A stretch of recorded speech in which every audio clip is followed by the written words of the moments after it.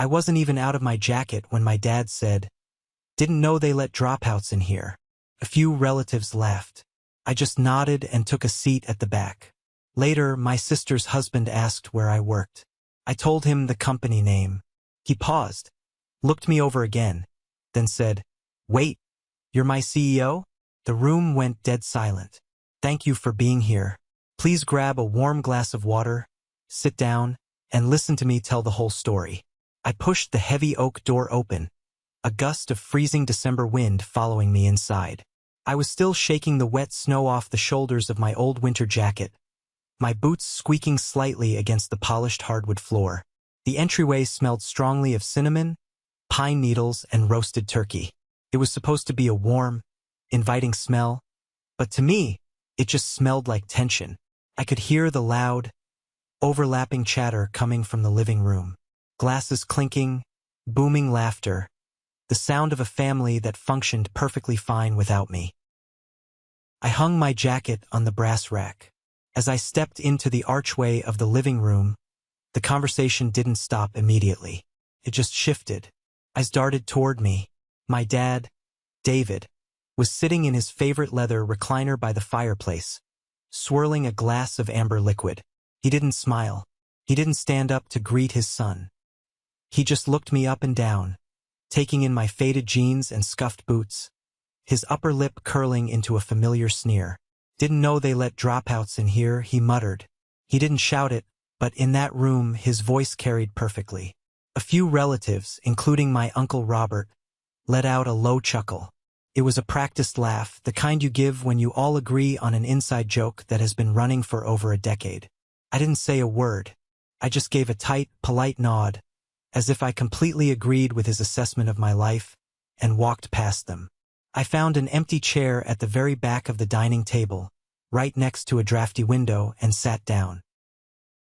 I told myself to just breathe.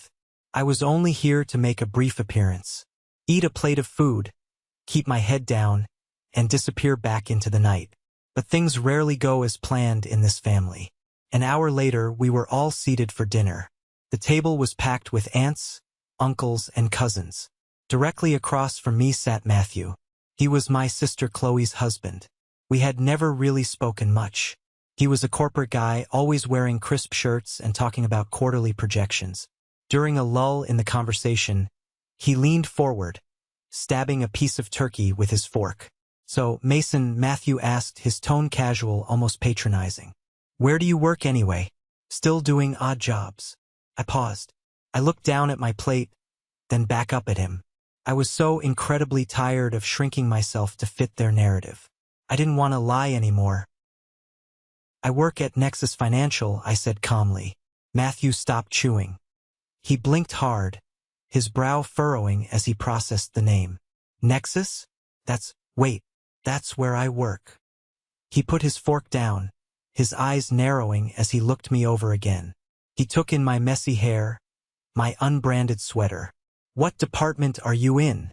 "I'm not in a department," I replied. Matthew stared at me. He pulled out his phone beneath the table. I watched his face illuminated by the harsh blue light of the screen. His eyes widened. He looked at the screen, then back at me. His jaw physically dropped. "Wait," Matthew breathed out, his voice cracking. "You're Mason Hawthorne. You're my CEO." The clinking of silverware stopped. The quiet chatter died instantly. The entire dining room went dead silent. You could have heard a pin drop on the thick carpet. To understand that silence, you have to understand the shadow I grew up in. Our household was never a place of unconditional love. It was a scoreboard, and I was perpetually losing. At the top of that scoreboard sat my older brother, Carter. Carter was the golden child. He was everything my parents wanted to project to the world. He got straight A's, he played varsity sports, he went to church on Sundays without complaining, and he knew exactly how to charm my parents' friends. When Carter walked into a room, my dad's chest puffed out with pride. When I walked in, my dad usually checked his watch. I wasn't a bad kid. I just wasn't interested in the standard path. While Carter was memorizing history dates to pass his exams, I was buying bulk candy from the warehouse store and selling it out of my locker at a premium. I was fixing broken laptops for neighborhood kids and charging a flat fee. I understood supply and demand before I understood algebra. But in my house, hustle wasn't respected. Only report cards mattered. The dinner table was always a battleground. My mom, Martha, would serve the food and immediately turn to Carter. "Tell us about your chemistry test, honey," she would say, her eyes shining. Carter would brag about setting the curve. Then, almost as an afterthought, she would look at me. "And Mason, did you manage to stay out of detention today?" It wasn't physical abuse. It was a slow, dripping faucet of emotional neglect. They chipped away at my confidence daily. When it came time for college, the disparity became undeniable. My parents sat us down and announced that they had saved up a substantial college fund. "We are giving the entire fund to Carter," my dad said, crossing his arms. "He has the grades to get into a top-tier university. It's an investment in a guaranteed future. Mason, you'll have to take out loans or figure it out. We aren't wasting good money on someone who barely applies himself." I sat there, staring at the grain of the wooden table. I didn't argue. I just nodded. I realized then that in their eyes, I wasn't an investment. I was a liability. Carter got the tuition, the new car, the nice apartment near campus. I got a bus ticket and a stack of financial aid forms. I promised myself I would work harder than anyone else to prove them wrong. I took double shifts at a diner. I coded websites late into the night. I thought that if I could just build something of my own, they would finally look at me the way they looked at Carter. I was young, naive, and still desperate for my father's approval. By the time I was 20, I was exhausted. I was carrying a full course load at a state college while secretly running a software startup out of my cramped dorm room. It started as a small scheduling tool for local businesses, but within a year, it caught fire. Suddenly, I had real clients paying real money. I was managing servers, taking customer service calls between biology lectures, and sleeping maybe 3 hours a night. Something had to give. Couldn't do both. The business had actual potential. My degree was just a piece of paper I was chasing to make my parents happy. So, right before midterms, I made the call. I dropped out. I drove home that weekend to tell them. I thought they would listen to reason. I brought my laptop. I printed out my revenue sheets, my user growth charts, my projected income. I walked into the living room, heart pounding, and laid the papers on the coffee table. "Mom, Dad, I need to tell you something." I started, keeping my voice steady. "I withdrew from my classes. My business is taking off. I have clients. I'm actually making money, real money. I need to focus on this full-time." My dad looked at the papers on the table like they were covered in dirt. He didn't even pick them up. His face turned a dark shade of red. He stood up, towering over me. "You quit," he said, his voice a low, dangerous rumble. "No, Dad, I didn't quit. Look at the numbers. I'm transitioning into—" "You quit," he roared, slamming his hand on the table. The coffee mugs rattled. "You threw away your education to play on your computer. You have absolutely no discipline, Mason. You are a lazy, ungrateful kid looking for an easy way out." My mom started crying. "What are we going to tell the neighbors?" she sobbed, burying her face in her hands. "Carter just got a promotion at his firm, and now we have to tell people our youngest is a college dropout." "Dad, just look at the revenue," I pleaded, holding out a sheet. He smacked the paper out of my hand. It fluttered to the floor. "I don't care about your fake internet money. In the real world, people respect degrees. People respect hard work. You are a failure, Mason. If you walk out that door as a dropout, do not expect a dime from us ever again. You are entirely on your own." I looked at my mother, hoping for a lifeline. She just turned her back to me. My chest tightened. I bent down, picked up my revenue sheet, folded it neatly, and put it in my pocket. "Fine," I said. "I'm on my own." I turned around and walked out the front door. The next 10 years were a brutal, solitary grind. I moved into a terrible apartment where the heat barely worked. I lived on instant noodles and cheap coffee. Every waking moment was poured into Nexus Financial.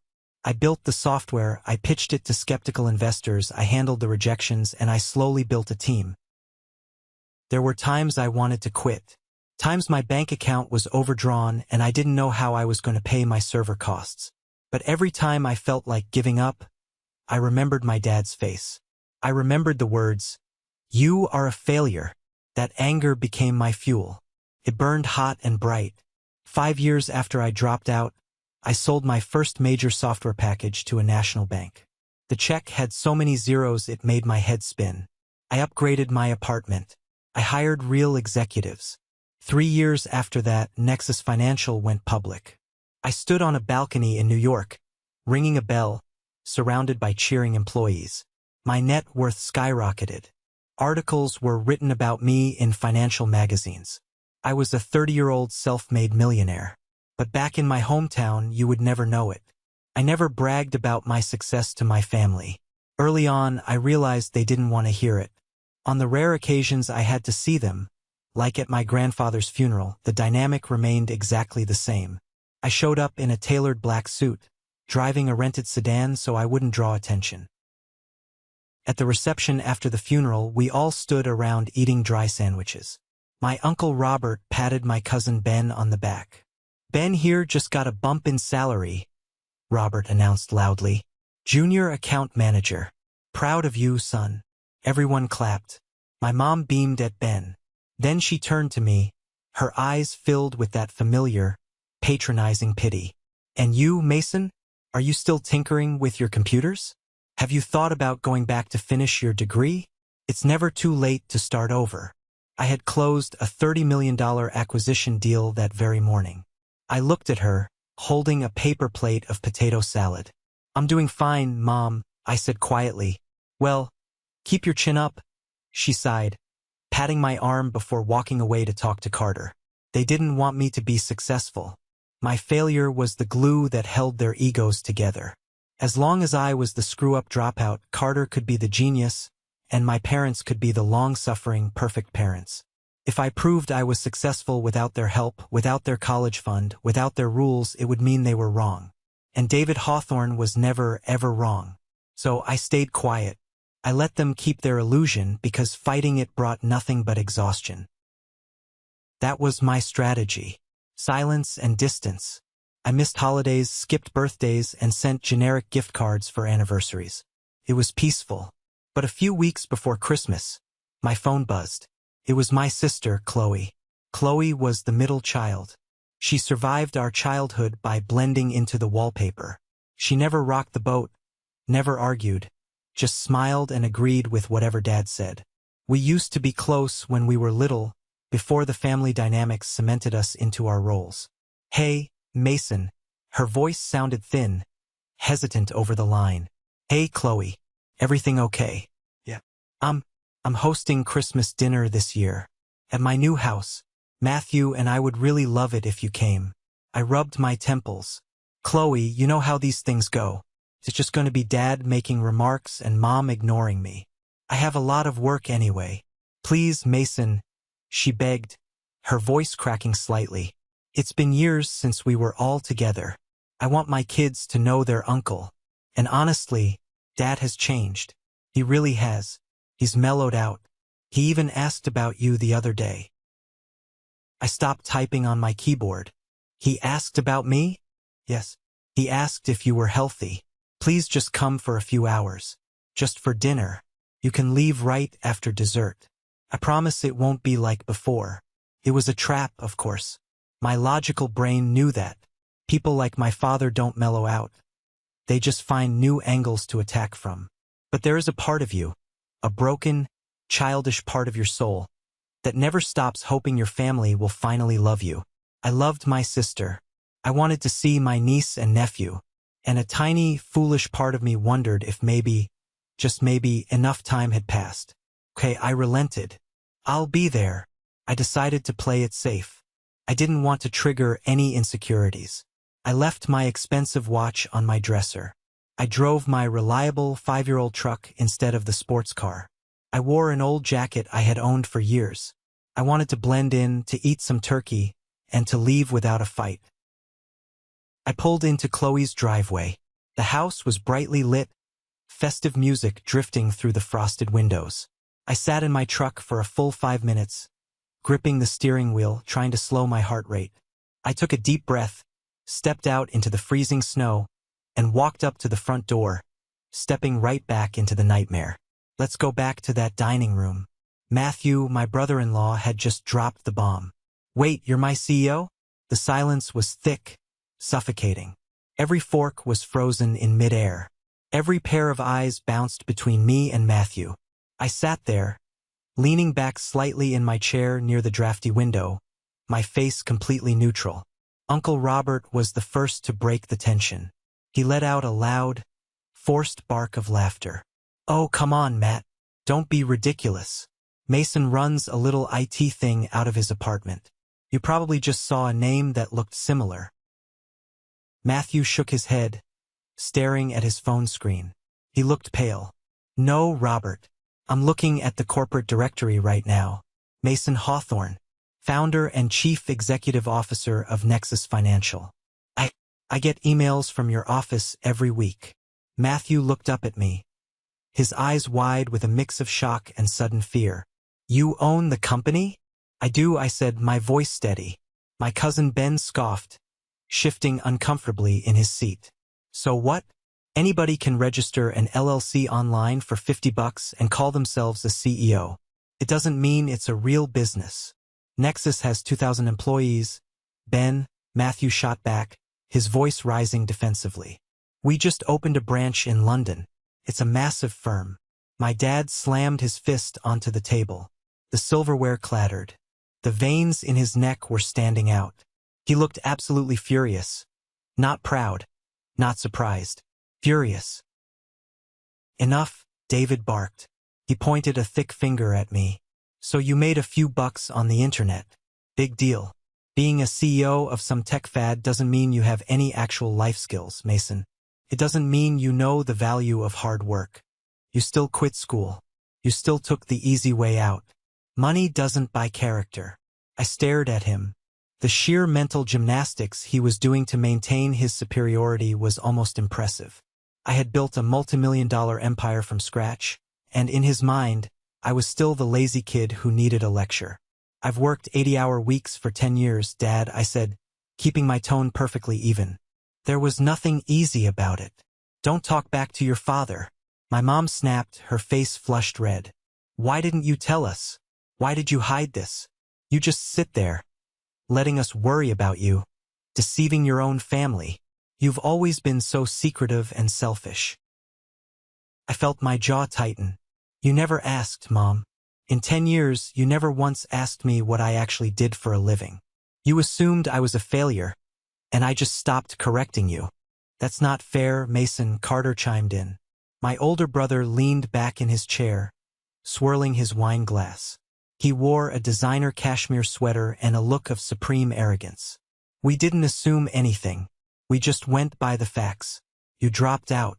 You vanished. If you were actually doing something worthwhile, you would have shared it. You hid this because you wanted to embarrass us tonight. You wanted a dramatic reveal to make yourself feel superior. Carter, that's not true, I started. Actually, Matthew interrupted. His voice was shaky, but he stood up slightly. Everyone turned to look at him. Matthew swallowed hard. Actually, I need to say something. During the pandemic, when the markets crashed, our competitor laid off 30% of their staff. We were terrified. Matthew looked at me, a newfound respect in his eyes. But Mason, the CEO, he sent out a company-wide memo. He cut his own salary to zero. He slashed the executive bonuses. And he promised that not a single employee would be let go. And he kept that promise. He saved a lot of families. He's a good man. For a second, nobody spoke. I looked at Matthew, appreciating the gesture, but I knew immediately he had made a terrible mistake. You do not praise me in front of David and Carter. Carter's face went rigid. His jaw clenched so tight I thought his teeth would crack. His own architecture firm had laid off 12 people that year to protect the partner's profits. His ego was bleeding right there on the tablecloth. Oh, how noble, Carter sneered, dripping with sarcasm. Saint Mason, the savior of the working class. Tell me, Mason, does playing the hero make up for the fact that you haven't called your own mother on her birthday in 3 years? I sent flowers and a card, Carter. She told me not to bother coming over because you were taking her to a country club. You always have an excuse, Dad yelled. You come in here wearing rags, trying to make us look like fools in front of Matthew. You think because you have a fancy title you're better than us? You're nothing. You're an arrogant, disrespectful kid. The room was vibrating with hostility. My own family was looking at me like I was an intruder who had kicked down their door. My sister Chloe was staring firmly at her lap, refusing to make eye contact with me, refusing to defend me. I didn't come here to fight, I said quietly, pushing my chair back. I came because Chloe said things were different. Wait, Mason, don't go yet, Chloe said quickly, her voice trembling. She stood up and hurried over to a side table. We have a gift for you. We were going to do this after dessert, but maybe now is better. She walked back holding a rectangular box wrapped in shiny red paper with a gold ribbon. She held it out to me. Her smile was tight, her eyes pleading with me to just take it and play along. I looked at the box.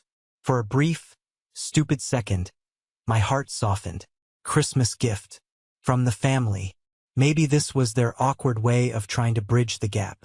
Maybe there was a thoughtful gesture inside. I took the box. It was heavy, shaped like a book. I pulled the ribbon and tore the red paper away. I stared at the cover. It was a paperback book. The bold yellow letters on the cover read, "Finding Success After Failure. How to Rebuild Your Life When You've Hit Rock Bottom." I stared at it. My brain couldn't process it at first. I looked up. Uncle Robert was grinning. Carter had a smug, satisfied smirk plastered across his face. My dad was nodding slowly, looking incredibly pleased with himself. Carter picked it out, my dad announced proudly. We all pitched in. We figured since you've been struggling for so long, it was time you got some real guidance. It has great chapters on overcoming laziness and apologizing to the people you've let down. A few cousins snickered. I looked at Carter. His eyes met mine, cold and triumphant. He had orchestrated this. He knew I was coming, and he wanted to ensure I remembered my place. He wanted to humiliate me in front of everyone, to officially brand me the family loser. And my parents had eagerly funded the execution. I looked at Chloe. You knew about this? I asked, my voice barely a whisper. Chloe's eyes filled with tears, but she looked away. Dad said it would be helpful, she mumbled. My chest tightened so hard I couldn't breathe. It wasn't just anger. It was a deep, crushing sorrow. The realization hit me with the force of a freight train. They will never love me. It doesn't matter if I'm a billionaire or a beggar. They need me to be the failure so they can feel successful. I didn't scream. I didn't flip the table. I just felt completely hollowed out. I placed the book gently down on the table, right next to the gravy boat. I looked at my father, then at Carter. Merry Christmas, I said. I turned around and walked out of the dining room. I grabbed my old jacket off the rack. As I opened the front door, I heard my dad's voice ring out from the dining room. See? He can't even take a joke. Always so sensitive. Good riddance. I stepped out into the freezing snow and closed the door behind me, shutting them out. The cold air hit my face like physical blows, but I barely felt it. I got into my truck, started the engine, and turned the heater on full blast. I sat there in the driveway for a long time, watching the warm, golden light spilling from my sister's windows onto the snow. I gripped the steering wheel so hard my knuckles turned white. Then the tears came. I hadn't cried since I was a teenager, but in that freezing cab, I broke down. I sobbed until my throat was raw. I cried for the little boy who just wanted his dad to look at a report card. I cried for the teenager who was kicked out. I cried for the 32-year-old man who realized his family was completely, irreversibly toxic. I threw the truck into reverse and sped out of the neighborhood. I drove aimlessly for hours through the dark, snowy streets of the city. I didn't want to go back to my empty penthouse. I didn't want to go anywhere. That night was the beginning of a rapid descent. Over the next few weeks, I slipped into a heavy, suffocating depression. I stopped going into the Nexus office. I took meetings with my camera off, my voice monotone. I let my CO handle the day-to-day operations. I stopped working out. I ordered greasy takeout and let the boxes pile up on the kitchen counter. I would sit on my expensive leather couch in the dark, staring at the city skyline, feeling absolutely nothing. I had spent my entire adult life trying to climb a mountain, believing that at the summit, I would find respect. But I reached the top, and there was nothing there but cold air. The money felt useless. The title of CEO felt hollow. My bank account had 7 digits, but when I looked in the mirror, all I saw was the failure my dad insisted I was. They had won. They had gotten into my head and destroyed the foundation I had spent a decade building. I felt like a fraud. A month passed. It was late January, and my apartment was a mess. One afternoon, running out of clean clothes, I finally decided to do laundry. As I was dragging a basket out of my closet, I knocked over a heavy cardboard box I hadn't opened since I moved in. It spilled across the hardwood floor, scattering old college textbooks, spiral notebooks, and loose papers. I sat on the floor, picking up the mess. My hands brushed against a folded piece of heavy stock paper. I opened it. It was a letter. When I dropped out of college, I had sent an email to my favorite professor, Samuel. He taught a business ethics class that I loved. I had written to him to apologize for dropping his course, explaining that I felt terrible for quitting, but my business needed me. I told him I felt like I was making a huge mistake, like I was a failure for not finishing what I started. Professor Samuel had mailed me a physical letter in response. I hadn't read it in 12 years. Sitting there on the floor, surrounded by dust and old memories, I read his handwriting. Dear Mason, I received your email. Stop apologizing. You are not a failure and you are not quitting. You are simply outgrowing the room you are in. Traditional education is a mold. It works beautifully for people who need structure. But people like you, Mason, are architects. You build your own structures. Your family may not understand your path, because they are looking at you through the lens of their own limitations. Do not let their fear become your reality. Keep building. The world will catch up to you eventually. Proud of you, Samuel. I read the letter again and again. You are outgrowing the room. Do not let their fear become your reality. Something inside my chest snapped. It wasn't a gentle realization. It was a violent shift. The heavy, suffocating fog of depression lifted, replaced by a surge of pure, unadulterated clarity. My parents weren't angry because I was a failure.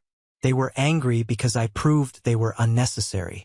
Carter wasn't superior. He was terrified of stepping outside the lines. They handed me a self-help book because it was the only way they could pull me back down to their level. I stood up. I walked into the bathroom and turned on the harsh overhead light. I looked at my messy hair, my unkempt beard, the dark circles under my eyes. I was letting them destroy me from a distance. No more, I whispered to the mirror. I turned on the shower. I washed away a month of misery. I shaved. I put on a tailored suit. I picked up my phone and called my COO, telling her I was coming back to the office immediately. The victim inside me was dead. I wasn't the boy seeking approval anymore. I was a king returning to his board, and it was time to change the rules of the game. 2 months later, in early March, my receptionist handed me a thick envelope sent via certified mail. The return address belonged to a prominent local law firm. I took it into my office, sat at my mahogany desk, and sliced it open. Inside was a formal legal document and a typed letter from my parents. Dear Mason, we are looking to downsize. We have decided to sell the family house. Because you are family, we are offering you the first right of refusal to purchase the property at a discounted friends and family rate before we list it on the public market. This is a great real estate opportunity for you. Let us know your decision within 14 days. David and Martha. I leaned back in my chair and laughed out loud. It was a cold, sharp sound. After treating me like garbage at Christmas, after giving me a book on how to stop being a failure, their next communication was an attempt to sell me their house. It didn't make sense. My dad loved that house. He loved bragging about his manicured lawn and his expensive siding. He would never downsize voluntarily. Something was wrong. I don't just run a software company. I run a financial software company. I have access to data, public records, and a network of high-level analysts. I picked up my phone and called my lead risk analyst. I need a discrete background financial check on David Hawthorne. Look for liens, recent massive withdrawals, anything out of the ordinary. It took less than 24 hours to uncover the dirty truth. My parents were completely broke. 3 years ago, my dad, desperate to maintain his wealthy facade and keep up with his country club friends, had taken out a massive second mortgage on the house. He took all that equity, along with a chunk of his retirement savings, and invested it into a flashy crypto startup run by a guy named Dylan. Dylan was a smooth-talking 20-something who promised guaranteed 400% returns. It was a Ponzi scheme. The startup collapsed. Dylan was under federal investigation, and my dad's money was vaporized. Now, the bank was circling. My parents had missed 4 mortgage payments. They were weeks away from receiving a formal notice of foreclosure. They weren't offering me the house as a family opportunity. They were trying to squeeze cash out of the son they despised so they could pay off their debts and save face before the bank kicked them to the curb. They wanted me to be their secret bailout. I sat in my office staring at the financial report. A normal son might have felt pity. A normal son might have called them, offered a loan, and tried to mend fences. But I wasn't a normal son anymore. I was the architect, and they had handed me the sledgehammer. I didn't reply to their letter. Let them sweat. Instead, I picked up my phone and called Gabriel, a vice president at the regional bank holding my parents' mortgage. Gabriel and I had played golf at several corporate retreats. Nexus handled the back-end processing for his bank's mobile app. Gabriel, it's Mason Hawthorne, I said. I'm looking at a property currently in pre-foreclosure in your portfolio. Address is 424 Elm Street. I want to buy the debt and the deed. All cash. No contingencies. Gabriel sounded surprised but eager. Mason, great to hear from you. Let me pull the file. Ah yes, the Hawthorne property. Wait. Any relation?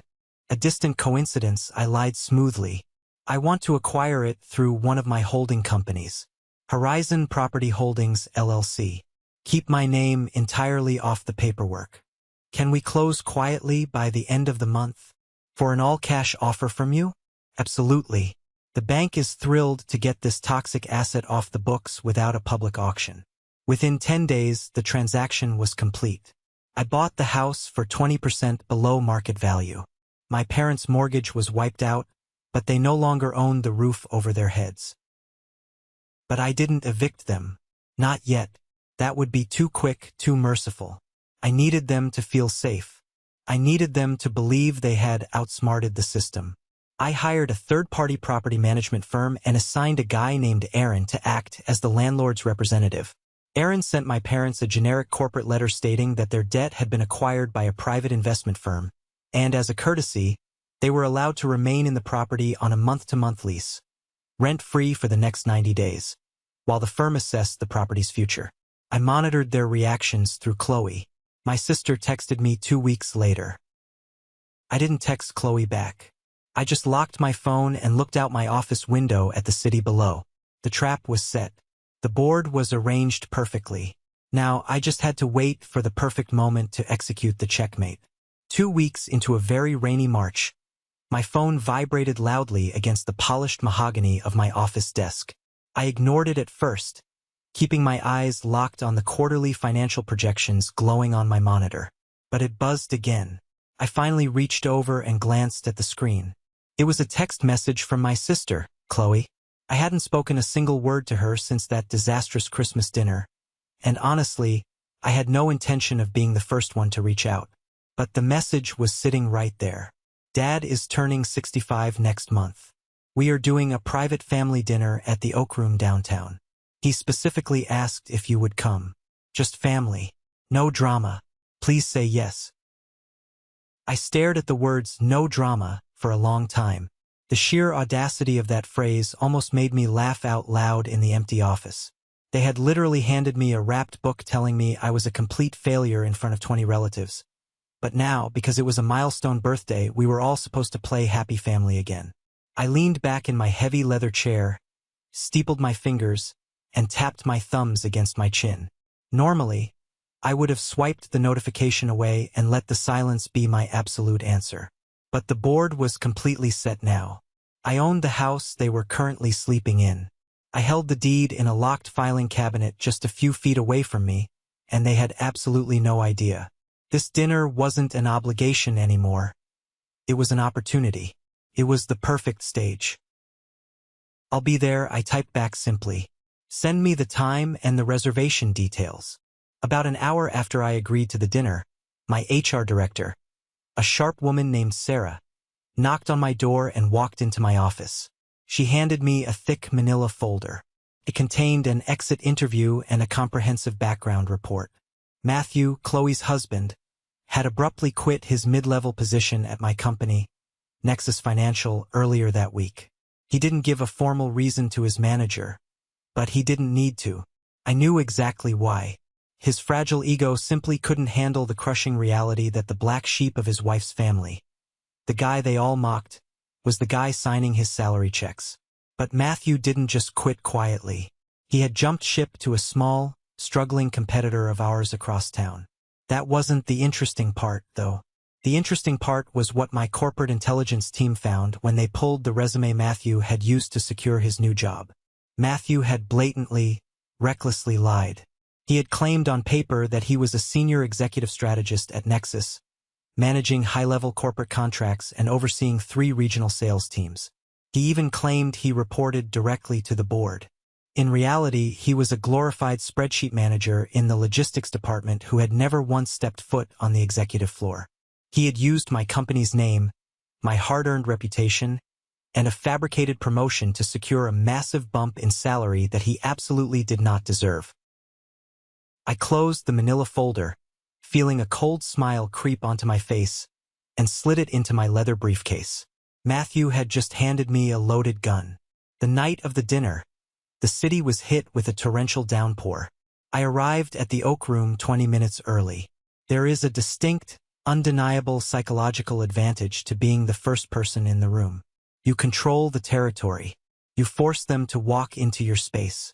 The Oak Room was exactly the kind of pretentious place my father loved. It was dark, incredibly expensive, and intimidating. Thick mahogany paneling lined the walls. Crisp white tablecloths caught the dim lighting. Heavy crystal glasses sat at every setting, and waiters in pristine white coats moved silently in the shadows. It smelled heavily of aged leather, expensive cigars from the lounge next door, and roasted meats. I checked my reflection in the mirror near the entrance. I wore a dark, perfectly tailored charcoal suit. No tie. The fabric was imported, the cut was flawless. I wanted to look sharp, undeniably successful, but completely unbothered by the occasion. I walked into the private dining room Chloe had reserved, took my seat at the absolute far end of the long table, ordered a glass of sparkling water with a twist of lemon, and waited for the show to finally begin. They arrived in a loud, bustling cluster about 10 minutes past the hour. I could hear Uncle Robert's booming, obnoxious laugh echoing down the hallway before the heavy oak doors even opened.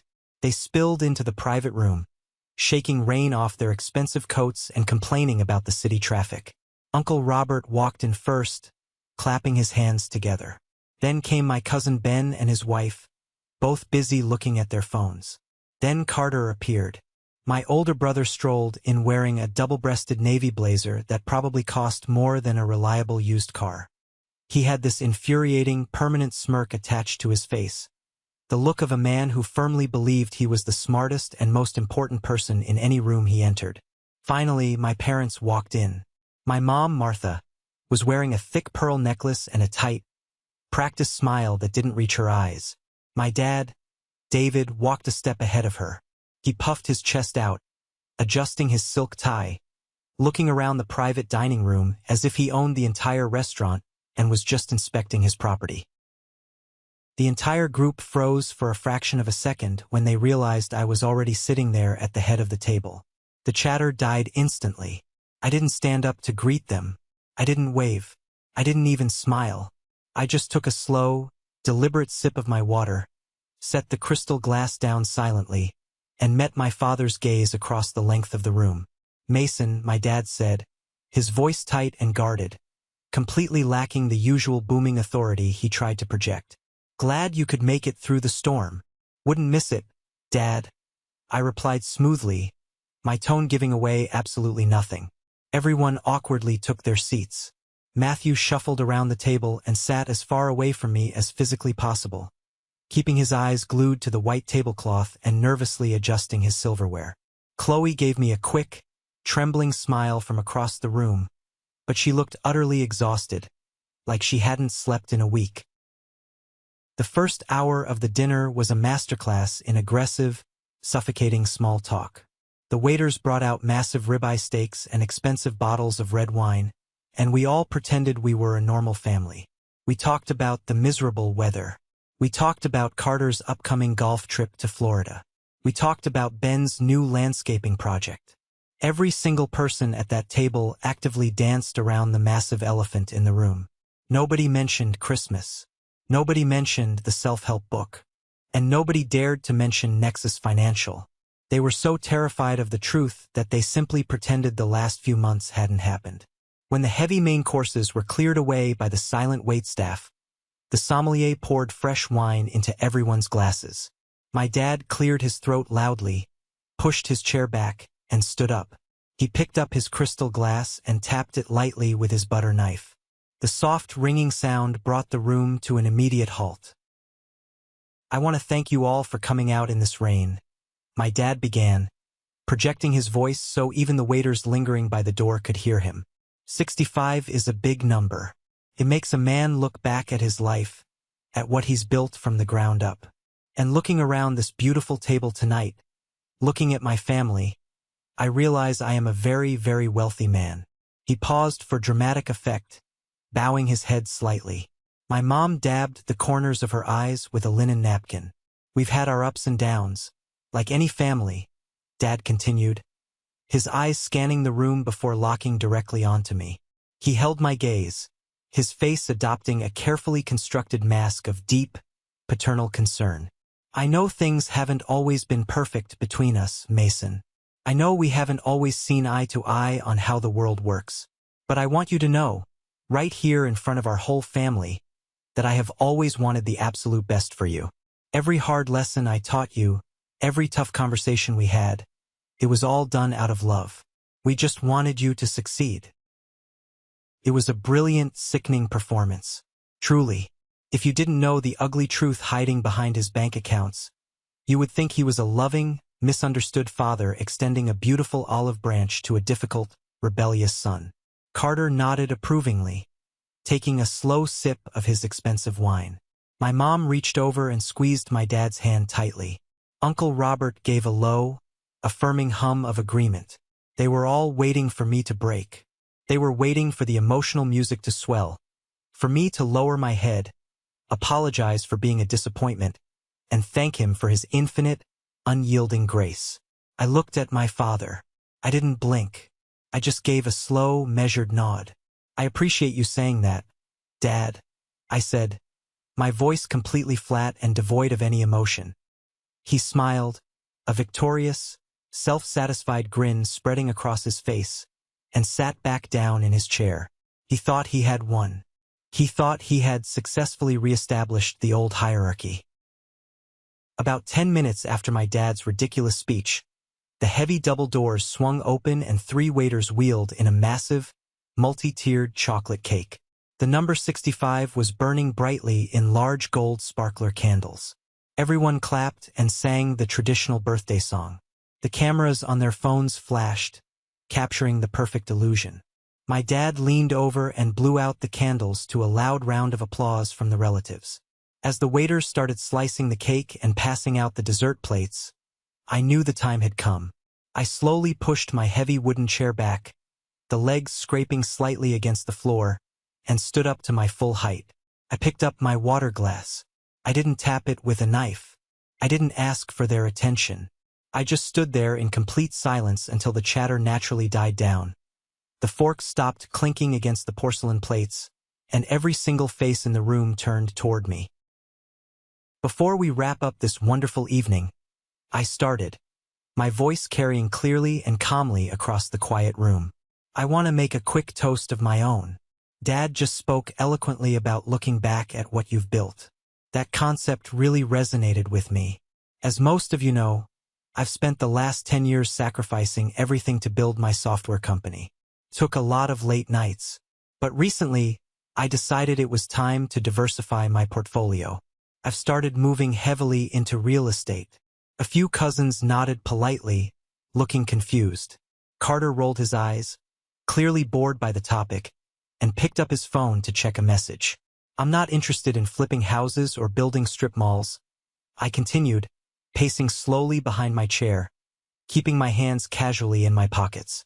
I'm interested in legacy projects, community spaces, startup incubators specifically designed for kids who don't have massive trust funds, or a guaranteed inheritance, or rich parents to bail them out of their mistakes.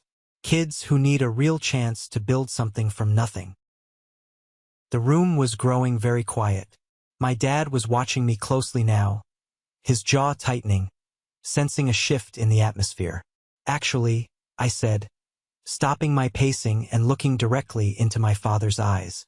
One of those potential properties just came across my desk a few weeks ago. It was a beautiful, large home in the suburbs. Carried a lot of history, but the current owners were in a really tough, desperate financial spot. So I bought it. I paused. The silence in the private room grew incredibly heavy, almost suffocating.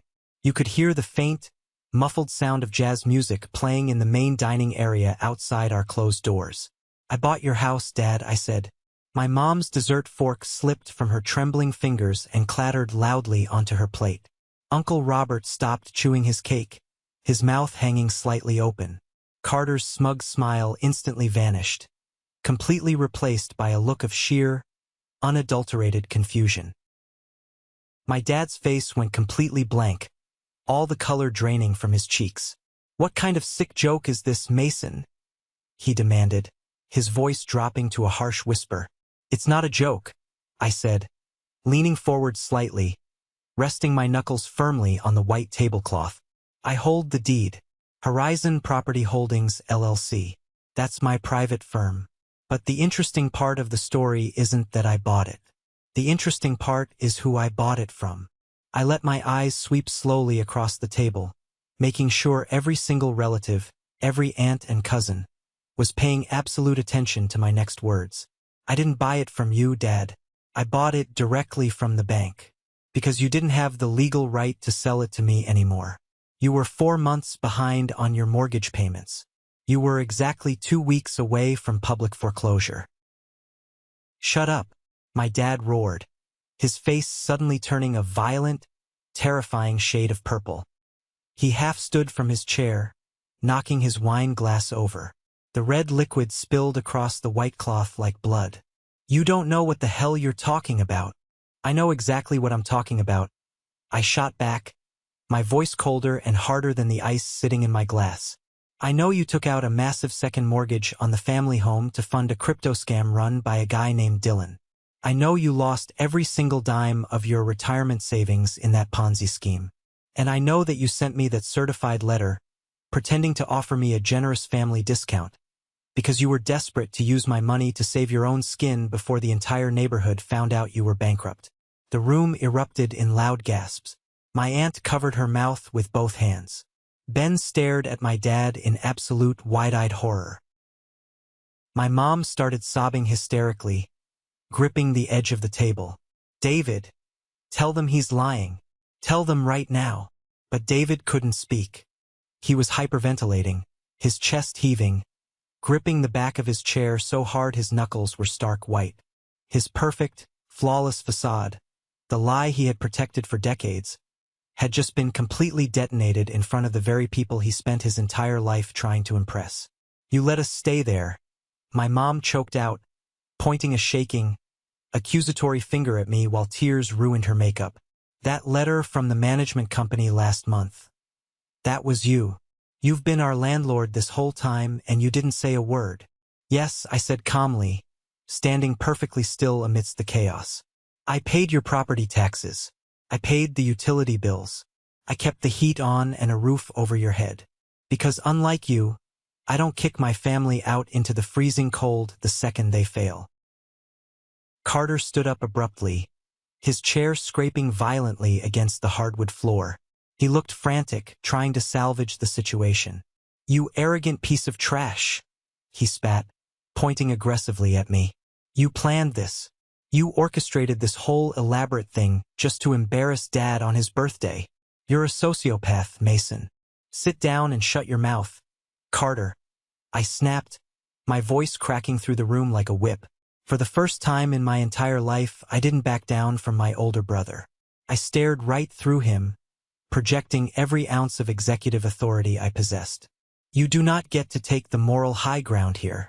You sat at a dining table on Christmas Day and laughed while you handed me a book about being a failure. You actively tried to humiliate me. The only difference between us is that your humiliation was built on lies and jealousy. Mine is built on certified bank records. Carter opened his mouth to yell back, but nothing came out. He looked at the faces of the relatives around the table, realizing nobody was going to defend him. He slowly, defeatedly sank back into his chair. I turned my attention back to my father. He looked 20 years older than he had when the dinner started. He looked incredibly small, deflated, broken. I didn't do this to destroy you, Dad, I said, the sharp anger draining from my voice, leaving only a cold, businesslike detachment. I did this to take back control of my own life. For 12 years, you used your money, your house, and your conditional approval as weapons to keep me pinned beneath you. Now you have no money, you have no house, and I no longer care about your approval. The power dynamic is permanently over. We are your parents, my mom wailed, burying her face in her hands, her shoulders shaking violently. You can't do this to us. Where are we supposed to go? We don't have anything left. You have 60 days, I stated clearly, reaching into my inside jacket pocket. I pulled out a folded, notarized legal document and tossed it casually onto the center of the table. It slid across the wood and came to a stop right next to the ruined birthday cake. That is your formal, legal notice to vacate the premises. After 60 days, my construction crews move in. I am gutting the interior of that house. I'm turning it into a collaborative workspace for young kids who have big ideas but no support system. I am going to fill that house with exactly the kind of people you threw away. You're evicting us, Dad whispered, his voice trembling with a chaotic mix of helpless rage and absolute disbelief. Your own flesh and blood. You are putting us on the street. I am reclaiming a property. I corrected him, my expression unyielding. You evicted me a long time ago. I felt like I was attending a funeral for the family I never really had every time I walked into that house. This is the moment that changes everything, the moment I finally took back control of my life. Thank you so much for your patience and for staying with me until now. You've been amazing. Please give this video a like and comment one below to let me know you've made it this far. Not only does this help more people find this story, but it also lets me know that my experiences truly mean something to someone. Your support is my greatest motivation to keep sharing the rest of this journey. My dad couldn't take it anymore. The reality of his complete financial and social ruin was suffocating him. He pushed his chair back so violently it tipped over backwards and crashed onto the floor. He didn't look at me. He didn't look at his brother or his favorite son. He just turned, his head bowed, and stormed out of the private room, the heavy oak doors swinging wildly shut behind him. My mom scrambled awkwardly to her feet, grabbing her expensive designer purse. She shot me a look of pure, unadulterated venom. You are dead to me, she hissed through her tears, before running out into the hallway after him. Within 5 minutes of my parents fleeing the restaurant, the private dining room was almost entirely empty. Uncle Robert, Ben, and the rest of the cousins awkwardly excused themselves, hastily throwing cash on the table for their drinks. They were unable to make eye contact with me. They rushed out the door like they were fleeing a burning building, desperate to distance themselves from the blast radius of my father's ruined reputation. The only people left in the quiet, messy room were Chloe and Matthew. They were sitting frozen at the table, surrounded by half-eaten cake and spilled wine. Chloe had mascara running down her cheeks, silently crying into a linen napkin. Matthew looked pale and clammy, like he was going to be physically sick right there on the carpet. I picked up my leather briefcase from the floor and popped the brass latches. I reached inside and pulled out two thick, unsealed white envelopes. I walked slowly around the long table, my footsteps muffled by the carpet, and stopped directly behind Chloe's chair. I placed the first envelope gently on the table in front of her. "What is this?" she whispered, her voice thick and raspy with tears. She stared at the blank envelope like it was a bomb. "It's a college fund," I said softly, crouching down slightly so I was closer to her eye level. "It's a legally binding trust document for your kids. Their tuition is completely covered, wherever they eventually want to go. State school, Ivy League, trade school, it absolutely doesn't matter. The money is locked in, it's managed by my firm, and Dad can't ever touch it to pay off his debts." Chloe looked up at me, her eyes wide with shock and confusion. "Mason, after everything that just happened tonight, after the way we treated you, why would you do this?" "Because you're my sister," I said, meaning every word. "And because I know exactly what it feels like to sit at a dinner table and be told you aren't worth the investment. I will never, ever let your kids feel that way. I love you, Chloe, but I won't be coming around for holidays anymore. I have to protect my own peace now." She let out a broken, agonizing sob and reached out, gripping my hand tightly with both of hers. I squeezed back firmly, letting her know I meant it, then gently pulled my hand away. I took 2 steps to the right and stood directly behind Matthew. He stiffened immediately, staring straight ahead at the blank wall, practically holding his breath. I dropped the second envelope right onto his dirty dinner plate. It landed with a soft thud. "Matthew," I said, my voice dropping the warmth I had for my sister and returning to that cold, calculating executive tone. "Inside that envelope is a printed copy of the resume you submitted to your new employer. The one where you lied extensively about being a senior executive at Nexus. Also in there is a draft of an email from my corporate legal team, prepared to send directly to their HR department, outlining exactly what you actually did for me." Matthew closed his eyes tight. A bead of sweat rolled down his temple. "Please, Mason," he whispered, his voice cracking in terror. "We have a mortgage. We have the kids. Don't destroy us. Open your eyes and listen to me very carefully," I commanded. He opened them, looking up at me like a terrified animal. "You used my company's name and my hard work to illegally inflate your worth," I said. "But I'm going to give you a choice. Option 1. I send the email tonight, you get investigated by a lawyer, you get fired for cause, and your career in the financial sector is permanently blacklisted. Option 2. You resign from that job tomorrow morning. You take a job at a mid-tier logistics firm downtown. It's a company I quietly fund. You will start at the bottom as a junior analyst. You will work 50-hour weeks, your salary will be strictly average, and you will earn every single penny of it. No shortcuts, no family drama to protect you." I leaned down, my mouth inches from his ear. "Which one is it going to be, Matt?" "Option 2, he choked out instantly, not hesitating for a single second. "Option 2, I swear." "Thank you. Oh my God. Thank you." "Don't thank me," I said, standing up straight and buttoning my suit jacket. "Just do the work." I picked up my briefcase, turned my back on the wreckage of the family I used to know, and walked out of the Oak Room. I pushed through the heavy glass front doors of the restaurant and stepped out into the city street. The rain had stopped. The April night air was crisp, cool, and incredibly clean.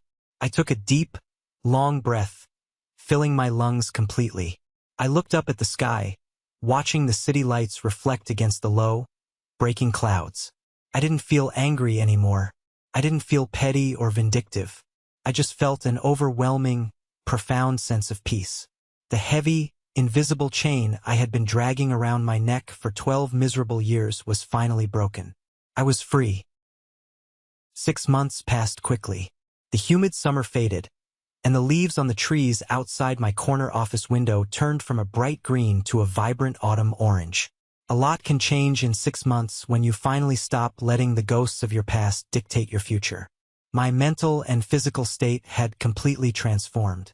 The heavy fog of depression that had clung to me since that awful Christmas dinner was entirely gone. I was sleeping a solid 8 hours a night. I was back in the gym lifting weights every morning. I was leading Nexus Financial with a renewed, laser-like focus and a much lighter heart. I had finally realized a fundamental truth. True success isn't about proving your haters wrong. It's not about revenge or showing off your bank account. True success is about taking the pain you survived and using it to make sure someone else doesn't have to go through the exact same thing. With that in mind, I started spending my Tuesday and Thursday afternoons away from the corporate skyscraper. I would go sit at a small, independent coffee shop near the local university campus. I wasn't there to drink overpriced lattes. I was there to mentor. That's exactly where I met Julian. Julian was a 19-year-old kid in a worn-out, faded gray hoodie, sitting in the corner booth by the window, furiously typing lines of code into a cheap laptop that looked like it was held together by duct tape and hope. The very first time I saw him, I felt a strange pang in my chest. I saw a lot of myself in him. He was brilliant, incredibly scrappy, and completely, utterly unsupported by his family. His parents didn't understand technology. They wanted him to drop his silly computer games and take a safe, minimum-wage job at a local shipping warehouse. I bought him a sandwich one afternoon and sat down across from him. I asked to look at his code. He was building a mobile app designed to help low-income families navigate the incredibly complex maze of medical insurance claims and hospital billing errors. The code was messy, and the user interface was clunky, but the core idea was pure gold. It had massive potential. Over the next few months, I slowly became the father figure to Julian that David Hawthorne never was to me. I didn't just write him a check and wish him luck. I gave him my actual time. I sat with him for hours showing him how to build a clean, professional pitch deck. I taught him how to calculate burn rates and customer acquisition costs. I role-played high-pressure investor meetings with him in my boardroom until he stopped nervously staring at his shoes and started speaking with real conviction and authority. In late October, the big day arrived. I sat quietly in the back corner of a brightly lit conference room while Julian stood at the front, pitching his healthcare app to a group of heavyweight angel investors I had personally introduced him to. I watched him work the room. He absolutely nailed it. He was confident, passionate, and armed with bulletproof data that we had spent weeks refining. By the end of the 45-minute meeting, he had secured $500,000 in seed funding to launch his company. As soon as the investors shook his hand and left the room, Julian ran over to me, tears streaming down his face, and practically tackled me in a massive hug. "We did it, Mason." They said yes. They actually believe in it. I hugged the kid back, feeling a massive, unexpected lump form in my throat. Watching Julian succeed, knowing I had a direct hand in lifting him up and validating his worth, gave me a high that no corporate buyout or personal stock surge ever could. I realized in that moment that I wasn't just building software anymore. I was building people. I had finally healed the broken, rejected kid inside of my own heart by becoming the mentor I had always desperately needed when I was 20 years old. As for my biological family, I didn't actively seek out information about them. I didn't hire private investigators or stalk their social media. But when you operate in the upper echelons of a city's business network, news has a way of trickling back to you whether you want it to or not. I certainly didn't gloat about their misfortune, but I couldn't ignore the universe forcefully balancing the scales. My parents moved out of the Elm Street house exactly on day 60, right at the legal deadline. With their massive house gone and their life savings completely wiped out by the crypto scam, they had to face a brutal new reality.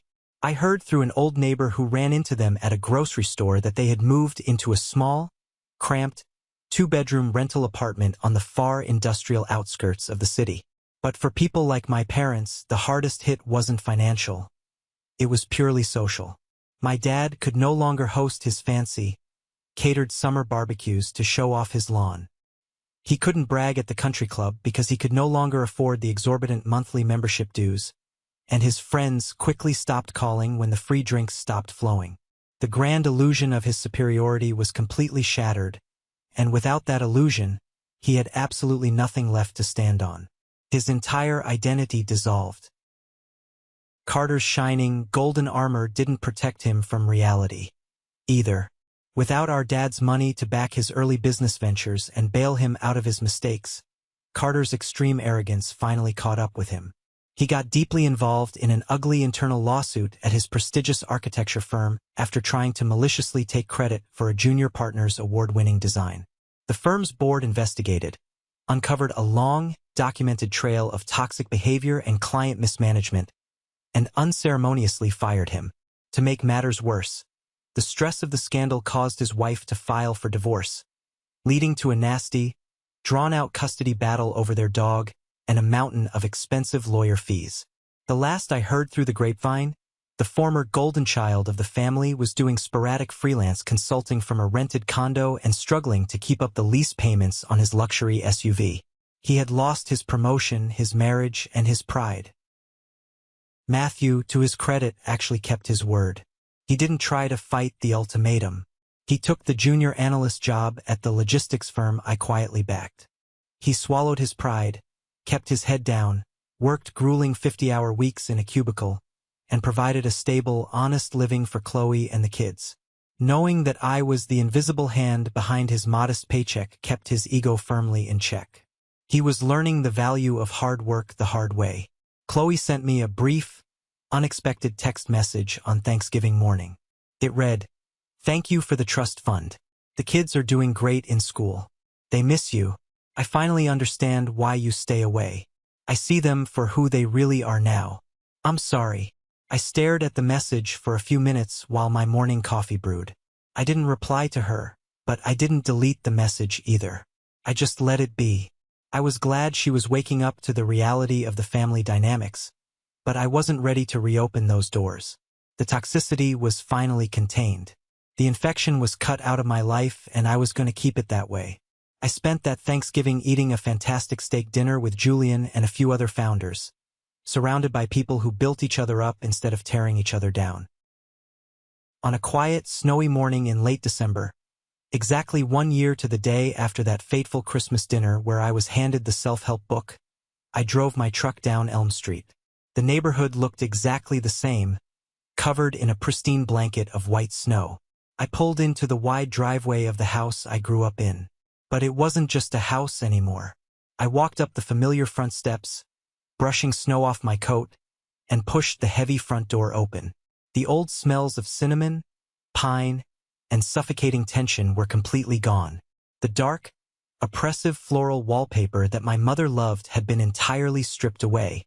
The interior walls that used to separate the living room, the kitchen, and the dining room had been completely knocked down by my construction crews, creating one massive, breathtaking open-concept space. The floors were poured, polished concrete. Bright, modern industrial lighting hung from the reinforced ceiling. Massive glass whiteboards covered the remaining walls, filled top to bottom with complex coding equations, marketing funnels, and frantic brainstorming notes written in colorful markers. The space was absolutely buzzing with loud, vibrant energy. 30 young, hungry, brilliant entrepreneurs were sitting at sleek communal desks, typing furiously on laptops, arguing passionately over software features, and drinking terrible coffee from paper cups. This was the Horizon Incubator. It was alive. I walked slowly over to the back corner of the room, right by the large bay window that looked out into the snowy backyard. It was the exact spot where the heavy mahogany dining table used to sit. It was the exact spot where I had sat 12 months ago, holding a book about overcoming failure, while my own blood relatives laughed at my expense. Now, 2 young women were standing in that exact spot, furiously but happily debating the user interface of an educational platform they were building to help kids learn to read. They didn't know the dark history of this room. They didn't know the pain, the insults, and the tears that used to live inside these walls. They only knew that someone out there believed in them enough to give them a safe, fully funded space to build their dreams. I stood there in the background, watching them work, listening to the beautiful hum of ambition and collaboration filling the room. I wasn't the high school dropout anymore. I wasn't the failure. I wasn't the family disappointment hiding in an oversized, worn-out winter coat. I had taken the very foundation of my deepest trauma, the literal house where my self-esteem was systematically dismantled, and turned it into a launchpad for the future. I had broken the cycle of generational toxicity. I had built my own table, and I was inviting the whole world to sit down and eat. I am Mason Hawthorne, and I am a legacy. Thank you for sticking around and listening to my story. I know it was a long journey, full of ups and downs, but it's one I felt I needed to share with all of you. Family dynamics can be incredibly complicated, and sometimes the hardest thing you'll ever have to do is walk away from the people who share your blood in order to protect your own peace and build your true life. I hope this resonated with you in some way. Have you ever found yourself in a similar situation, where you had to set a massive boundary with toxic family members or prove your worth to people who refuse to see it? Let me know down in the comments below. I read as many of them as I possibly can. Also, if you are hearing my voice right now, that means you made it to the very end of the video. You are officially part of what I call the 1% Club. Please drop a comment with the letter W for winner. It's our secret code, a sign for me to recognize the incredible people who stuck with me through the darkest parts of the story all the way to the light at the end. You guys are the absolute best, and I appreciate every single one of you. If you enjoyed this story, please hit that like button and follow the channel. We're building a strong community of people who refuse to be defined by their pasts. Take care of yourselves, keep building your own tables, and I'll see you in the next video.